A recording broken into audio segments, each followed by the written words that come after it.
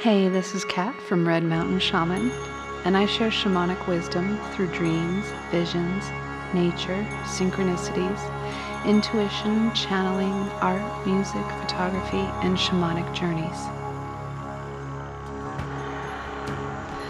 Welcome back to my channel. So before I get into today's channeling, I wanted to talk about how this topic came about.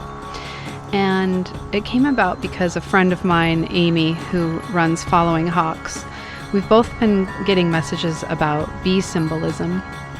And she has ancestors in the Mormon faith, and I grew up in the Mormon faith. And this religion has a heavy bee symbolism. And so I wanted to channel and see if there's something that I'm not catching with this bee symbolism and what Spirit had to say about it.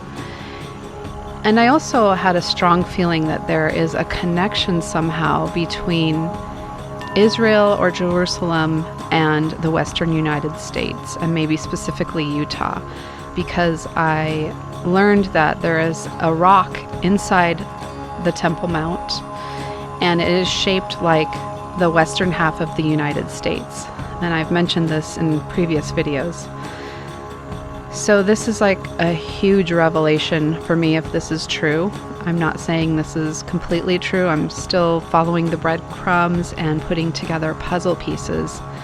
So listen to this channeling, and then I have something really interesting at the end of the channeling. I have a little bit more commentary on this. So this is about the bee symbolism. Enjoy. Greetings, daughter of light. We connect to you this day as you seek knowledge and wisdom from the Most High. Our message to you today concerns a very important topic that is time to discuss, as the earth and her inhabitants are going through a massive shift in consciousness. We wish to share concerns many people who have been born into a religion which has broken legs, meaning its foundations are weak and will begin to crumble. As many consider this religion to be the one truth and the only truth, there may be some hurt feelings and some distress to the mind and heart. But truth is truth, and we are here to help discern it. That being said, we wish to begin by explaining some things about the powerful bee and hive symbolism. This symbolism is very ancient in its origins and has been used as a positive symbol in ancient Egypt. This symbolism was passed down to several cultures and became a positive symbol of spiritual growth. When this symbol was found by Mormon leaders, it was hijacked and became their own. It was looked upon as a symbol of industry on the surface, and people of this religion were indeed industrious. But the deeper meaning that is not shared with the members of this religion is that of the hive mind. The hive mind operates very well when it is under the pretense that it is not sovereign, but is rather subject to powers and authorities that are over them, or claim to know more than the sovereign individual or spiritual self that is one with God. The bee and the hive were once a holy symbol of rooted spirituality, and the honey was the symbol of golden abundance of all life, for the bee, in all of its intricate relations with nature, creates an ecosystem that weaves a thread of life into all things, including the human being who is nurtured and sustained by its sweet nutrients. The bee was considered the holy messenger of all life, in that it carried its pollination to the ecosystem around it. Therefore, it was expanding life amongst the flora and the fauna. Now you can look into the ancient Egyptian origins of the bee and hive and find similarities to what we have shared here.